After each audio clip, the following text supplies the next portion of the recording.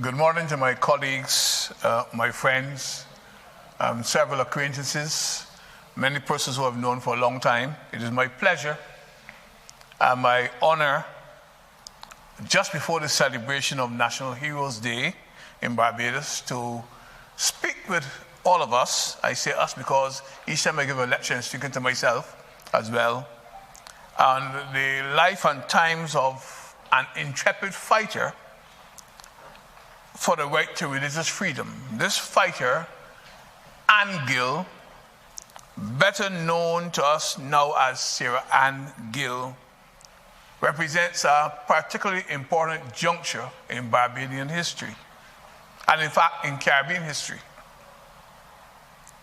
In presenting this narrative on her life and times, and on the environment in which she grew up and developed, I wish to acknowledge the tremendous contribution of Professor Alan Cobley, whose forthcoming book on Ann Gill will put to rest many of the myths and the errors associated with the story of her life. And I wish to make it clear that there are a lot of myths and errors concerning this national heroine of Barbados. I do not intend to provide us today with some of the details that Professor Alan Cobley will be producing in his book. However, I have also done some in-depth searching in the local archives myself, and some of the facts unearthed by Professor Cobley are known to me. Moreover, there are other historians such as Professor Melanie Newton, Professor Jerome Handler, and Canon Noel Titus, and researchers such as the late Francis Woody Blackman, who have done much to reveal the historical contexts of the times in which Ann Gill lived. In that context, therefore, I'd invite us to turn to a general overview of the social situation in Barbados that existed at the time that she emerged in the historical documentation of the period. And I turn our attention to the beginnings of the Barbados society in which she lives. And those beginnings are really in the 17th century, when Africans were brought to Barbados, mainly from Ghana, that's on the Gold Coast. Most of our ancestors spoke a language called Chi, and most of them were members of the so-called Akan or Ashanti or Kodamanti group. And they're coming here in the 17th century, as well as the Europeans. Europeans arrived in the 1620s, and by the 1640s, because of enslavement, you have the rapid growth and expansion of an African population in Barbados. Not all of our ancestors came from Ghana on the Gold Coast. Some of our ancestors would have come from the area we now call Nigeria. Some would have come from Eastern Africa, not many. Some might have been drawn from among the Hausa of Nigeria, the other groups, Igbo, the Ibibio, and other groups. In any case, by the 1650s, that African population had grown to over 35,000, probably around 40,000, while the white population, the Euro-Barbadian population, had declined, largely through migration to about 15,000.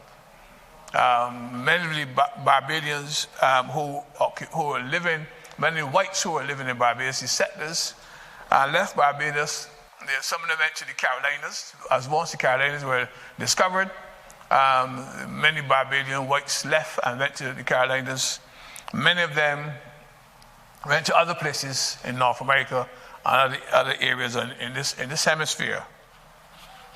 The control of the plantocracy over the enslaved population in military as well as social terms was so pervasive that over time, African females felt the brunt of that control in that they were subject to the sexual assaults of the enslavers.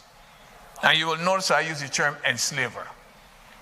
Historians today generally use the term enslaver in preference to using the term slave, although something you cannot avoid, particularly if you're quoted from older documents. The word slave and slaveholder and slave owner. But we prefer to use the term enslaved for those who were enslaved, and enslaver for those who enslaved our forefathers. So that's what we generally use. On several estates in Barbados, and remember we're looking for background to the population in which Gill grows up. So we begin at the beginning. On several estates, the sexual ratio was skewed in these early days, such that there were more African females than African males at one time. Moreover, on some estates, there were white male indentured servants in sufficient numbers to further skew the demographic ratios between females and males. I have a table which I have transcribed out of a documentation that I encountered in the local Barbados archives.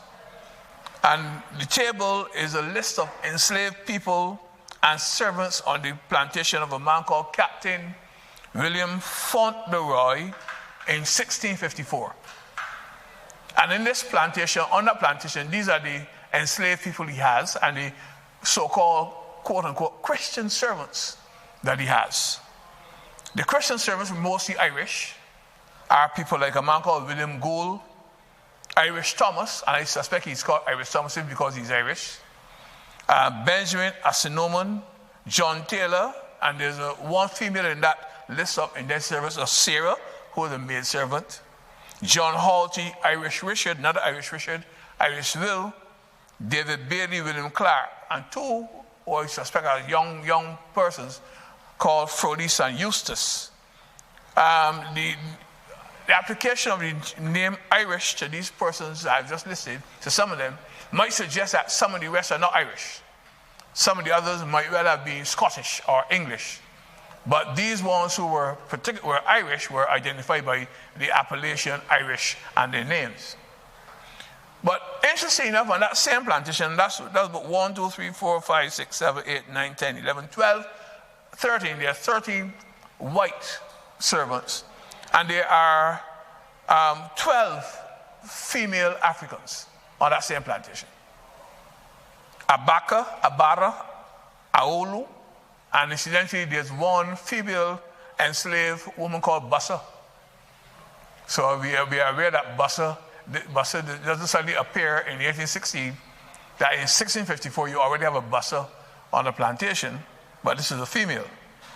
Kulabula is another one. Kumba, Hagar, this is a biblical name, and you often get many enslaved people being given biblical names.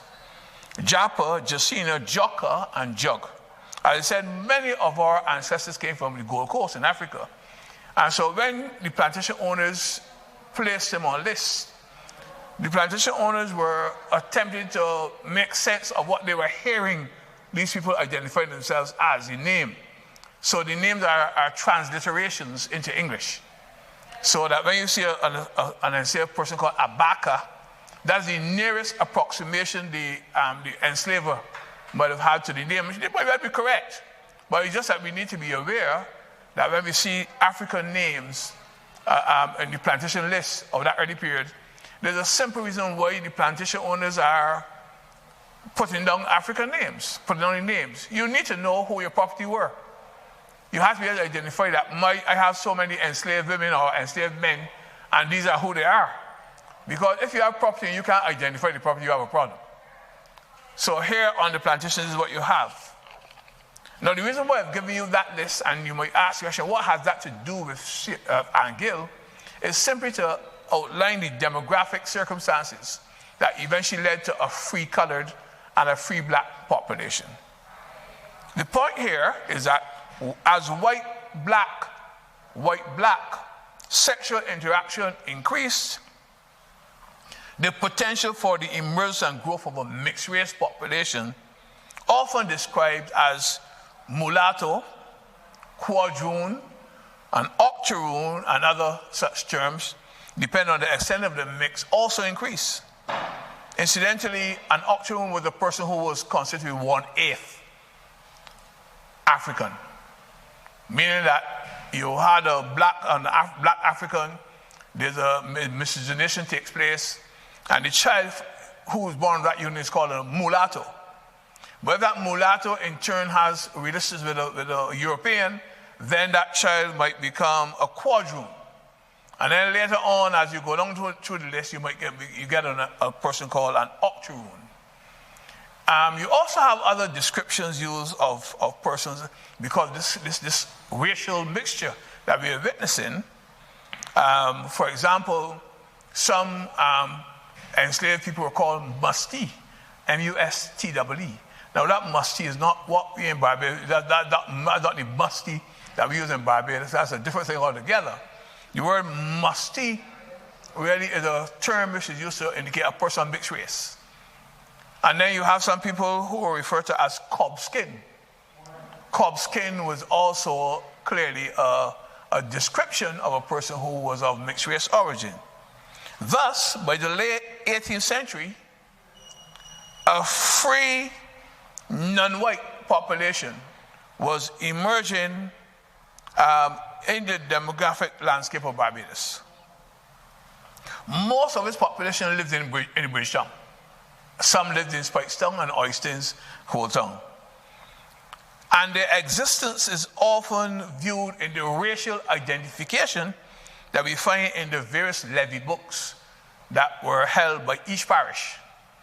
In the various parishes, you pay taxes for property, etc., and they listed you down in those books. And if you were of mixed race, you would often go to the local archives and look in for example, over the last 30 years, I've been looking at the 35 years, I've been looking at the levy books of Bridgetown in the archives.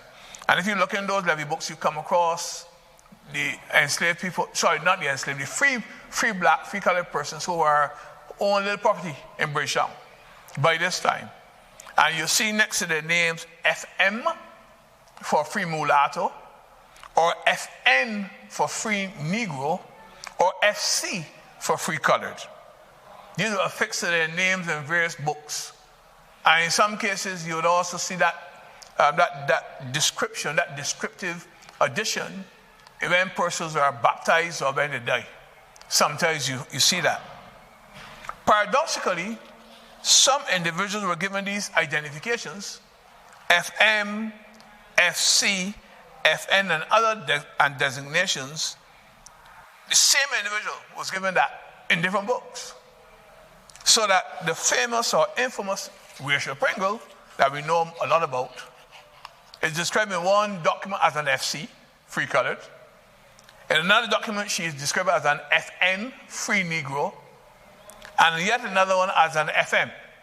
Depending on who was the person who was doing the necessary transcription, who was writing down the information, you get these problems. So we often use the term free colored in a general sense to mean those who were free black, because that's another designation, FB, free black. And because you have that confusion, we try to avoid it by simply lumping the people into one big mass as free coloreds or the freed population, as distinct to the free population, the freed population, and that's what we do. So this is the racial environment in which Anne Gill emerges. She is born, very possibly, to a sexual union between a white planter, Edward Jordan, who is owner of a plantation called the Molyneux Plantation in St. James, and a woman who might or might not have been enslaved. And we discover what he said that in a relatively short time. In that case, we might know that the social norms of the time in which she was born meant that children born of an enslaved woman, even where the father was white, followed the status of their mother. Thus, if Anne's mother were enslaved, one might expect that in order for Anne herself to have free colored status, she would have to be manumitted, that is, set free. Manumitted, the term manumitted, of course, is an English term which is derived from Latin. And it has to do with the act of setting someone free.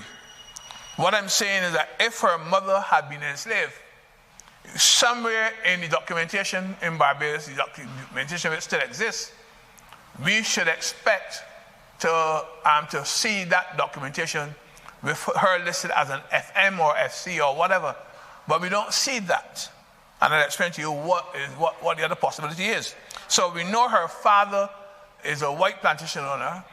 We do not know if her mother were enslaved. It's possible because some documents either disappeared over time. Alternatively then, if the mother were a free-colored herself, that's also possible. That's the other possibility. Then Anne will simply follow her status, since you follow the status of your mother. So if the mother happened to be a free-colored, or free black, or whatever it is, she's free, then the daughter would be free. Even if the daughter were the daughter of an enslaved man and that free-colored woman. Because there are cases where black enslaved men had sexual relationships with white women in Barbados. There are a couple of studies that have been done. There are a few of those cases, primarily in St. Philip. I don't know why St. Philip. You probably have to ask Red Plastic Bag or McPhilly or one of those Californians that are right there. So far, we have not found a deed of manumission for Anne, which should support the latter speculation. Yet it was possible for a deed of manumission to be issued in Great Britain, as we have seen time and time again in several manumissions that I personally have investigated from the late 18th century and the early 19th centuries. In other words, what I'm saying is that even if we do not find a deed of manumission for Anne, we cannot say that her mother was not an enslaved woman. We have to admit that it's possible. And if she were in fact enslaved, what we are saying here is that if the deed of manumission had been issued in Great Britain and not in Barbados, it's possible that that deed might be there. And since we haven't seen it, we don't have the absolute proof that says that she had been born as an enslaved woman. But whatever the status of Anne's mother, by the time that we take notice of Anne in the will of Edward Jordan, who leaves considerable property for her, she is about 19 years old, making her possible birth year between 1779 and 1780. That is the approximate time that we know that she's born. Professor Cobley's book is, as far as I'm concerned, going to settle that matter a little more definitely. The provision that Edward Jordan makes for Anne in his will is not unique in the Barbados slave society. And here we hear me use the word slave in this case. We find that on January 9th, 1776, a white Bridgetown resident, Richard Adamson, left property in trust in his will, asking his mother, Jane Stout, to look after his slave mistress, his enslaved mistress, Joan. And, quote, he specified in his will, quote, the rents, issues, and profits of the property and all other property, real and personal, are to go to Joan and his 7 children from her after his mother's death. So Richard Adamson is leaving property for an enslaved woman. But he's leaving in trust, which is a legal arrangement, to his mother, who is putting enormous on the mother-in-law. In the will, Adamson also indicates that he was making provision for Joan and her children's freedom. So 7 children that she had, and in his will, he's making provision for her freedom and that of his children. But obviously, at the time of the writing of the will, she is still enslaved. So he has to, he's leaving the thing in the trust to his mother. Now, one has to be careful here, because I haven't yet looked back at the archival documents, and it's possible that they're there, to see if the mother followed through on what Richard Adamson has said. It is possible that he did. Another white Barbadian, Charles Cross, specified in his will that his 3 mulatto children, George, Betty, and Killy, were to be manumitted, set free. Curiously enough, he specified that his, quote, Negro woman, nanny, was to be considered the property of the said mulatto boy George until he reached 21 or until his death, whichever came first, at which time she was to be manumitted. So this is a peculiar situation, which I'll come back to again later. Here is this man, Charles Cross, leaving property for three mulatto children, but the mother of those children was to be considered as the property of one of the children, George, the boy. And she will remain that enslaved property until he, George, reached 21 or until he died, whichever came first. Some of us in our modern Barbadian society might hope that the latter was the case, that he went first. That if he went first, then that would sort her position up. While Cross's action probably indicated the patriarchal norms of the Barbadian society, his action in placing Joan as the property of her own son might also have represented an attempt to provide some protection for her. That is also a possibility, so we don't ignore that. Yet another example of a white benefactor is the case of Robert Callamore, a white plantation owner who lived with an enslaved mistress, Amelioration, who bore several children for him. He arranged for the manumission of all of the children and the mother, and on his deathbed left a plantation for her. Possibly the area, place, the building we call, I think, is Morningside at the Barbados Community College, is the site of that former plantation. We know that, and the late historian Ronald Hughes lived in another house that was owned by Amaryllis, which had been bequeathed to her by Robert Callamore. And we are also familiar with the fact that a descendant, Frank Callamore, after whose memory the Performance Hall of the Barbados Central Bank is named. So you have these examples of white males leaving property for their offspring and for their mistresses. There's little evidence of the occupational activity in which the young and Gill becomes involved. It is quite probable that the substantial financial legacy bequeathed by her father in his will was more than enough to sustain her in the urban center at Bridgetown, where she had residence. In fact, I am told through one source, so documentary source, that she might have had a legacy of some £500 a year of the estate that her father left for her. That's a lot of money at that time. One bequest from her father also was a fairly substantial house in Bridgetown.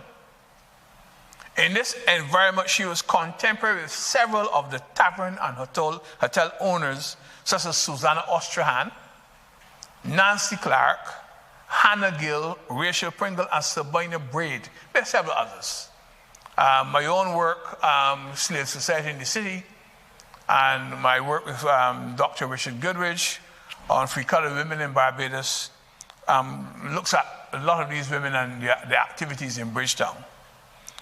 The extent of the financial legacy, however, bequeathed to Anne Gill probably explains why there's no evidence that links her to the prostitution trade with which many of her contemporary free-colored women were involved. In other words, she didn't need to get into that business because she had some money from the father, enough money to keep her reasonably well. In 1809, Anne gets married to Alexander Gill, hence the surname Gill that she carries for the rest of her life. The couple had 2 sons. Her husband, Alexander, dies an early death in 1814. That's just 5 years after marriage. And both sons also predeceased their mother. One died early, the other one lasted until the 1850s. Brief as the time was that she spent with Alexander, he must have played an influential part in her development as a strong activist. This is not to suggest that Anne lacked the capacity for self-development, And I'm being very careful here because some ladies might accuse me of being a male chauvinist by trying to suggest that she needed a husband, needed a man to make her who she was. I'm not saying that. But it's important to note that Alexander himself was a very strong personality. At their marriage, he brought considerable wealth to the union. And he was apparently the source of the 1,700 pounds, again, not an inconsiderable sum, which was used to purchase the house in James Street. Additionally, he showed tremendous courage as one of the 172 free colors who signed a petition in 1811 seeking the right to give evidence in the law courts in defense of their property and person. The petition that they issued, that they signed, says in part, and this is just a part of it, your petitioners beg to state that from being debarred of giving testimony is in a great measure making of none effect those laws intended for their protection. For however their own houses may be considered as a place of safety and security, yet it often happens that the lower class of people, and it means white people, intrude themselves there, treat them and all their female relatives unkindly, and go unpunished because they have no evidence.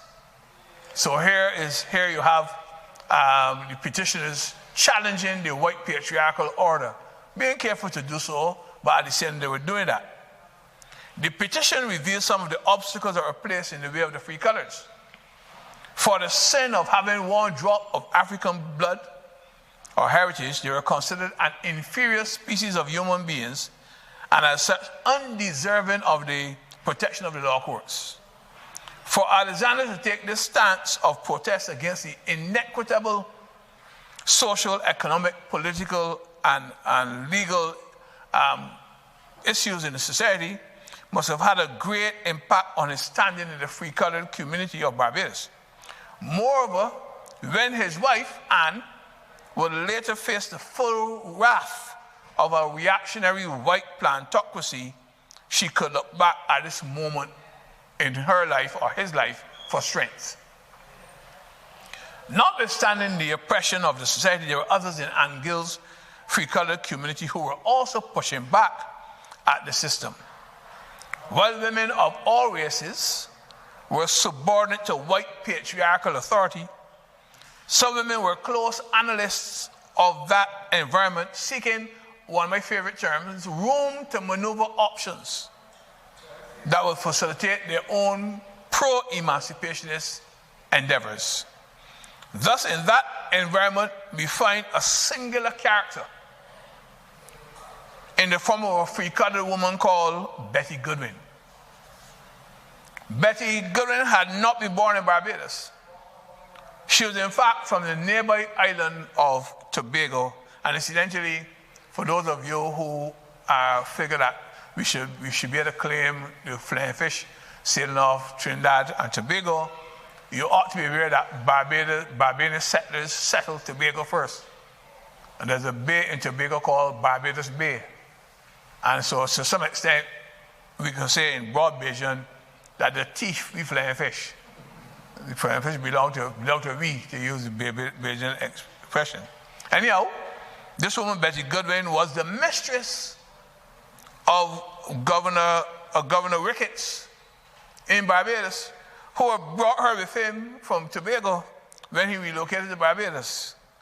As John Poyer, a white plantation owner, tells us, she lived in the governor's residence and enjoyed, quote, there's a quote, enjoyed all the privileges of wife except the honor of publicly presiding at his table.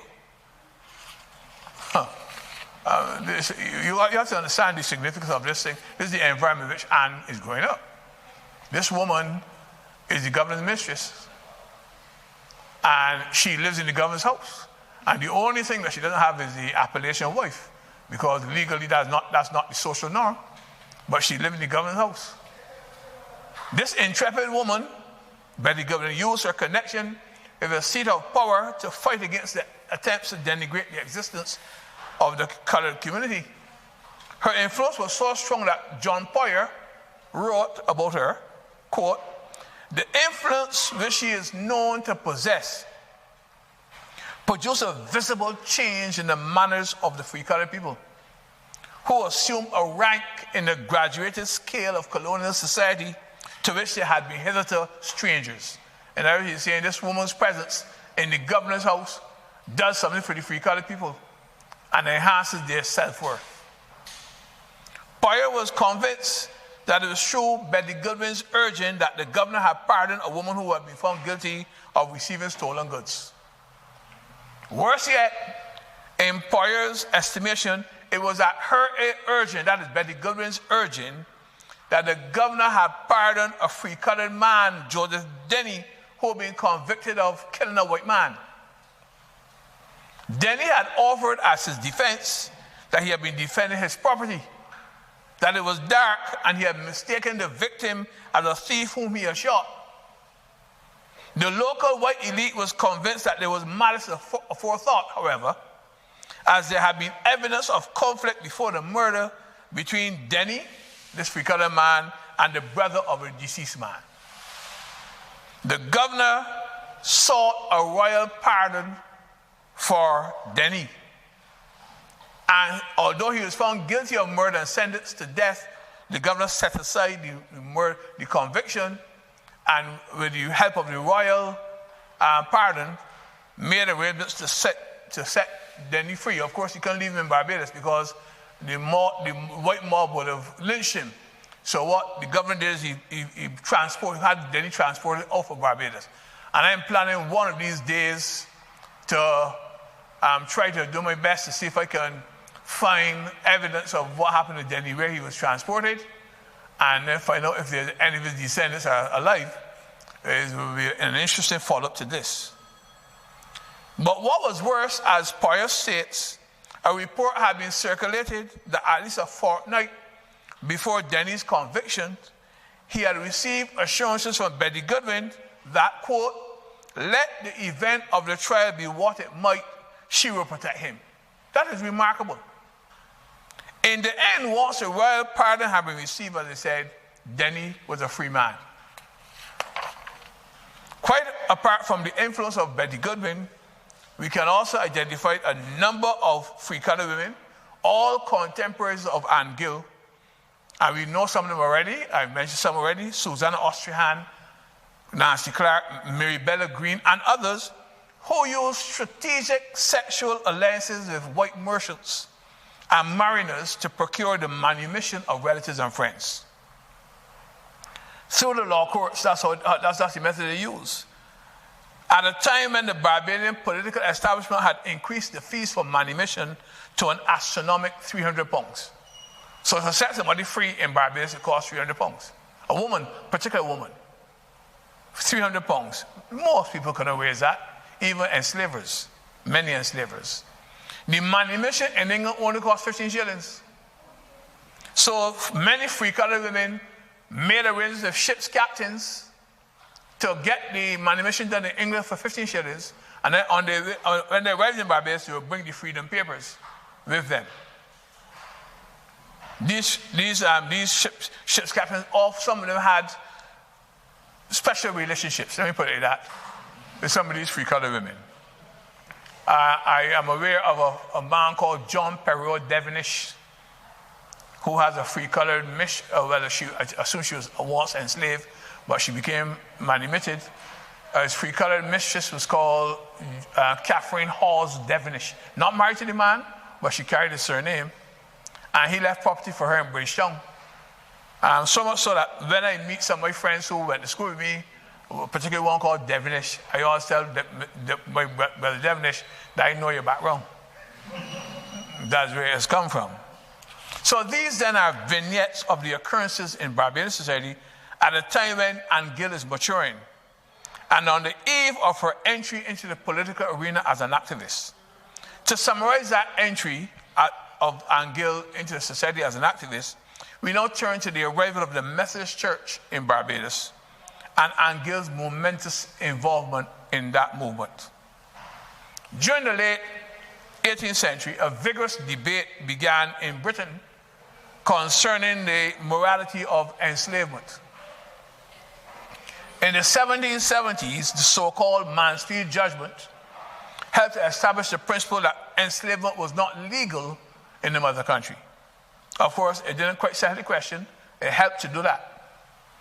Of course, this did not apply to the Caribbean colonies. For quite some time, such religious groups as the Quakers had raised the question of the incompatibility of chattel enslavement with core Christian values. Other Christian groups had also raised such questions.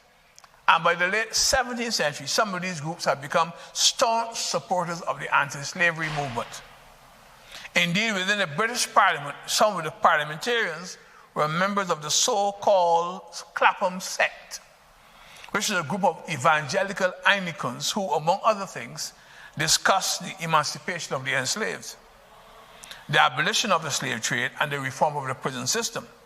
The point to note here is that at the time when the Moravians and Methodists arrived in Barbados, the Moravians came first before the Methodists, the question of abolition was definitely associated in the minds of the planters of the island and in their representatives, the minds of their representatives in England, that these missionaries were associated with as evangelical agitators.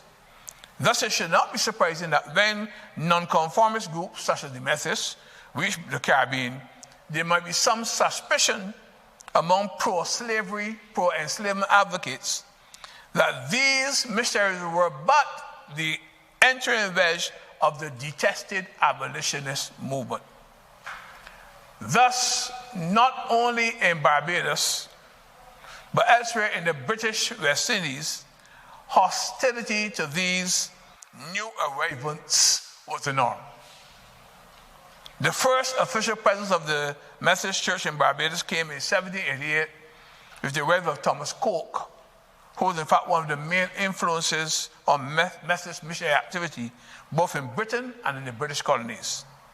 By the 1790s, they had established a mission in Barbados, and notwithstanding the hostility of the Church of England and the wider planter society, appeared to have carved out a space in the religious culture of the island. However, it was in the 1820s when matters came to a head. In this period, the British colonial authorities were making moves to impose a process of amelioration on the British West Indies societies.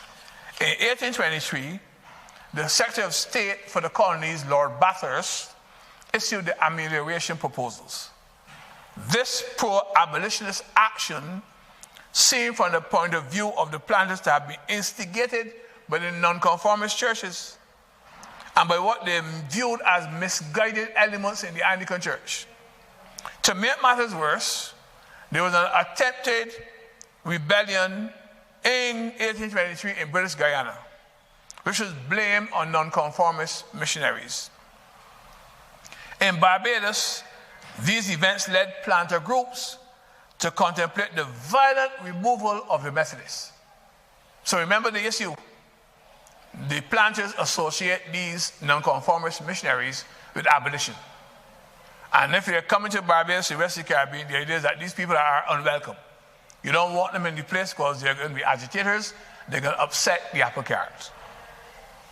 And Gill had been attracted to the message of Methodism and joined the church around this time, between 1819 and 1820. This is going to be a momentous time in her life, for in 1823, white mobs urged on by white extremists succeeded in ousting the senior cleric, Reverend William Shrewsbury, from Barbados. He had to flee to the nearby St. Vincent, accompanied by his heavily pregnant wife, who was a friend of Anne Gill. She was not colored herself, but she was a good friend of Anne Gill's. The mobs also destroyed the Methodist chapel in an attempt to expunge Methodism from the island. It was at this time that Anne Gill proved her mettle. She opened her house in James Street to the remnants of the congregation and worked with others to keep the flame of Methodism burning. She faced tremendous odds in this action. The magistrates of the law courts in Barbados refused to grant her protection. And even the governor, Governor Ward, refused to intervene, advising her instead to seek the protection of the very magistrates who were openly siding with the riotous mobs. Shots were fired at her home, and there were rumors that the white establishment was actively planning her death. As a free-colored and a woman in a discriminative patriarchal system, it required extraordinary courage to stand up against the local authorities. For over a year, Anne was subjected to various levels of persecution. There were threats to prosecute her for having what the magistrates declared to be illegal meetings at her home. In other words, they destroyed the chapel, and therefore there's no church building to attend. And when she keeps meetings, or what we call class meetings, inside her home, they want to prosecute her for that. An obscure English law of the 1660s known as the Conventicle Act was also invoked to prevent her from assembling church members without a license. As it were, it took direct intervention from the authorities at the Colonial Office in London to light a political fire under the governor and to push him to action to protect Anne Gill. Documents held by the National Archives in London, which I've seen, detail the extent of the metropolitan investigation of the matter.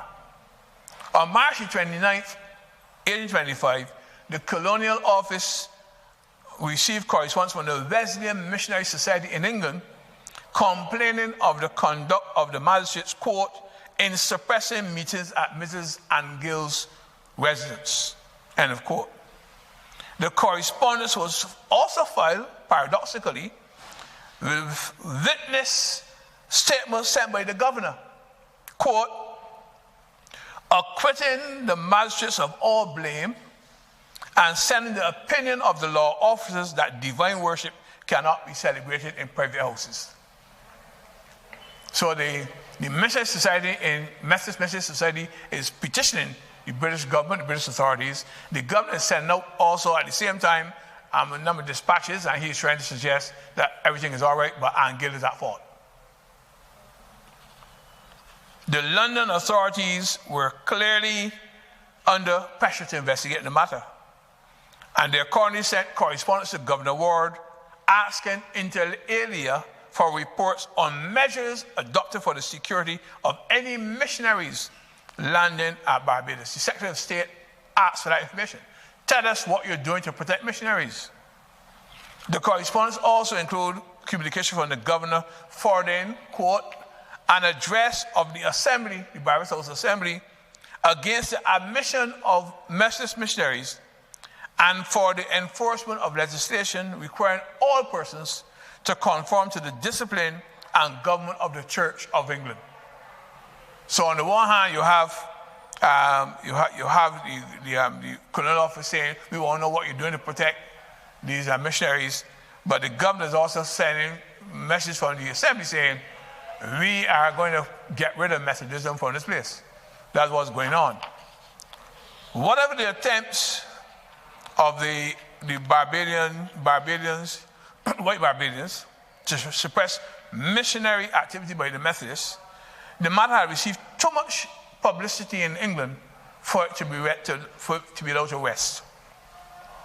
And in June of 1825, there was a debate in the British Parliament, which led to a parliamentary resolution demanding full protection of the mission in Barbados and condemning the action of the white mob and the reaction of the local magistrates.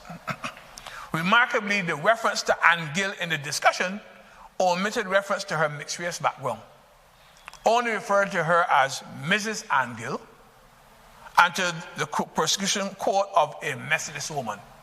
I thought that was particularly remarkable because at this time, free colors are second class, if not third class or fourth class citizens. In fact, they refer to her as a woman, a Methodist woman, and give her title, Mrs. Anne Gill, suggests that, that something is happening, that there's something going on in the political landscape. Once the necessary instructions reached the governor, requiring him to extend protection to Anne Gill and others, matters slowly began to be moderated. Still, when Reverend Rayner, Shrewsbury replacement, arrived in Barbados in 1825, he is forced to go to St. Vincent, especially since the governor of Barbados informed him that he could not guarantee his safety without an armed guard accompanying him at all times. Finally, Rayner took up his office in 1826. And Gill's work in supervising the work of the Methodist Church in Barbados, in the absence of the clergy, against almost overwhelming odds, underlies the honoring of her memory by the local Methodist Church, and the application of the biblical name Sarah is illustrative of the esteem in which this mother in Israel is held to this day. We have to understand that her name was not Sarah, her name was Anne. But the Methodist Church applied the name Sarah to her as a biblical reference to her role in sustaining the church. She it is that made the land available on which the James Street Methodist Church is located. Perhaps it is possible to say that without her support, Methodism in Barbados might not have survived. We also know that one Methodist church is named after her, that is the Anne Gill Memorial Church. Moreover, the designation of this free-colored woman as a national heroine of Barbados is well deserved, given the time and place of her earthly sojourn. We're going to end our submission by addressing one issue that some have raised in seeking to dilute the impact of this remarkable lady, and to suggest that her designation as national heroine is premature. I refer here to the fact that she was an enslaver. We address this issue by noting, firstly, that it is not necessary for us to make excuses for persons who become involved in the pernicious practice of slaveholding. As Orlando Patterson, the author of that path-breaking work, The Sociology of Slavery, another work called Slavery and Social Death, has said, the institution of slavery is, quote, shown to be a parasitic relationship between master and mistress and slave, invariably entailing the violent domination of a natally alienated or socially dead person. End of quote.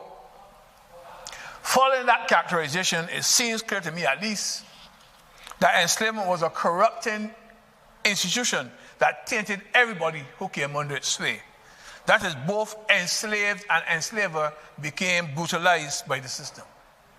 Moreover, once chattel enslavement became an entrenched social phenomenon, as in the case of the Barbadian and wider Caribbean enslavement, it became so normalized that even those who had been once enslaved themselves often in turn became enslavers. Thus, free colors such as the celebrated Susanna Ostrihan, Rachel Pringle, Mary Bella Green, Nancy Clark, and Sabina Grade inventories that clearly listed them as enslavers. How does one further understand the phenomenon of formerly enslaved people becoming enslaved? One way one can make the attempt is to acknowledge that the clearest badge of freedom in a slave society is one's capacity to own another human being. In short, owning another human being was a statement of one's freedom to act with relative independence. The fact is that in many cases, free colors were involved in major manumission efforts on behalf of some enslaved. This further complicates the issue. Let us take, for example, the complicated case of Priscilla Ostrihan. She was the mother of Susanna Ostrihan, and yet she was her slave. She was her own daughter's enslaved property. How that came to be? Possibly Susanna was left property by a lover or father or somebody, and he had owned her entire family. But Susanna had been set free, and therefore came into possession of her mother. The fact that Susanna immediately took steps to have her mother manumitted might well tell us more about how kinship ties operated to mitigate the extremes of servitude than it might tell us about Susanna's own philosophy concerning enslavement.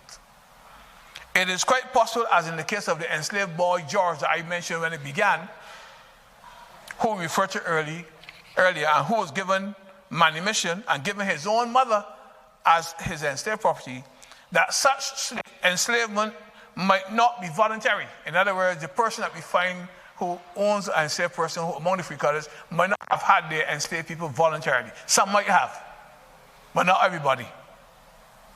In any case, what these instances tell us is that there are too many variables involved in the institution of enslavement for us to make simple generalizations. In the case of Anne Gill, we do not know if she was previously enslaved herself, but we know that she owned slaves, and that she did so right up to emancipation, and even received compensation for those who she had not manumitted prior to emancipation. However, she was bequeathed her first slaves by her own father. So she didn't buy them, she got them from her father. It is also possible that she inherited other enslaved workers from her husband. He too was an enslaver. However she acquired the enslaved workers, I personally have not seen any evidence that she was an active manumitter. In other words, if she got them from these, there's no evidence that I can see that she then set them free. Or that. There's no evidence also that she, like so many other female enslavers, both white and free-colored, was a cruel enslaver. There's no evidence of that. The best that we can say is that Anne Gill, like other free mulattoes, free blacks, free colors, and whites, was the owner of enslaved workers. That's the most we can say. In my view, given the times in which she lived in the Caribbean, slave ownership was a social norm in the slave society. And this fact does not make her worse or better than any other national hero who, if we search well enough, may have traits of character that we may wish to question. And that's what I'm saying. We have a lot of national heroes. But I'm certain that if we did enough digging, we would also find something negative that we can question in their lives. In fact, that's one of the reasons why the only living national hero, I think, at the time, when it divides on this was, I think it was Sir Garfield Sobers. I can't remember if Frank Walcott was still living at the time. But the only one is all the rest, you have to let them go on, because once the person is dead, that's it. But if you let them live long enough, they might make you embarrassed. That's the position. In any case, Anne Gill's death in 1865 brought to an end the life of one who, a creature of her time, found moments of selfless glory in that time. We salute the right, excellent Anne Gill, or Sarah Anne Gill as she's become known, for a period of time in Barbados when she did much to democratize the then society, and in which she did much to challenge the prevailing plantocracy and social order. We must applaud her life and her times. Thank you, ladies and gentlemen. Thank you very much. Thank you. And then we have the problem saying that a little child born, and rather than somebody see a child and they come and tell somebody how the child look, say, you know, Mary had a baby, it's a big, lovely baby, but it's a black. As if blackness is a problem. We still got a problem in this country. A real serious problem. But that's what it is.